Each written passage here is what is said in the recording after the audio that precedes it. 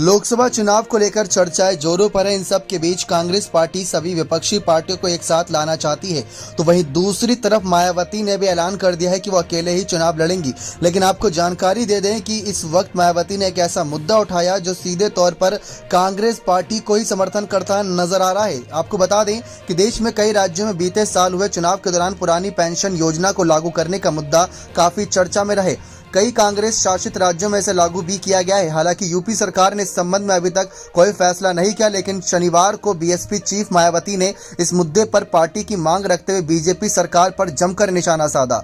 Baspa supremo Mayawati ने एक के बाद एक कई ट्वीट किए, जिसमें वो साफ कहती नजर आई कि देश भर में आम लोगों के साथ साथ सरकारी कर्मचारियों का जीवन भी त्रस्त करती बढ़ती महंगाई के कारण केंद्र व यूपी सहित विभिन्न राज्यों में पुरानी पेंशन योजना को लागू करने की मांग लगातार जोर पकड़ती जा रही है, जिसका समाधान होना बहुत जरूरी है। बीएसपी की यह मांग है। आप सभी को बता दें कि मायावती ने अपने ट्वीट में आगे लिखा कि इसी क्रम में महंगाई के साथ साथ गरीबी, बेरोजगारी, पिछड़ेपन आदि की जटिल समस्याओं के प्रति केंद्र व यूपी सरकार को सही नीयत व नीति के साथ काम करना जरूरी है। ऐसी जन समस्याएं भाषणबाजी से हल नहीं होती, खासकर तब जब यूपी में डबल इंजन की सरकार में जनता डबल परेशान है। समाधान जरूरी है। अब आपको बता दें कि मायावती का ताजा बयान एक तरीके से कांग्रेस को समर्थन देता नजर आ रहा है। हालांकि बीते दिनों में कांग्रेस की जिन राज्यों में सरकार बनी है या फिर कांग्रेस सत्ता में है, वहां इस योजना को लागू किया गया है। बीते दिनों चुनाव के दौरान भी कांग्रेस ने पुरानी पेंशन योजना को काफी लागू करने का वादा किया था।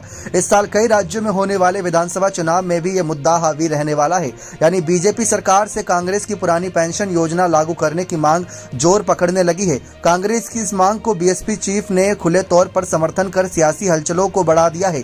वहीं दूसरी ओर बीजेपी सरकार के लिए अब ये योजना नई चुनौती बन गई है। लेकिन देखते हैं कि मायावती के अपना मन बदलकर कांग्रेस पार्टी को सीधे तौर पर समर्थन करेगी या फिर वो ऐसे ही बीजेपी को कमजोर करके कांग्रेस पार्टी को मौका देगी कि वो अपने लिए एक ऐसा रास्ता चुने जो लोकसभा चुनाव के प्रधानमंत्री पद तक जाकर रुके और वहां पर कोई बड़ा विपक्षी नेता प्रधानमंत्री पद तक पहुंचे। तो इसके लिए मायावती का क्या कदम रहने वाला, ये देखना बेहद दिलचस्प रहेगा। बने रहे चैनल के साथ ऐसी और तमाम जानकारियों के लिए बहुत बहुत धन्यवाद।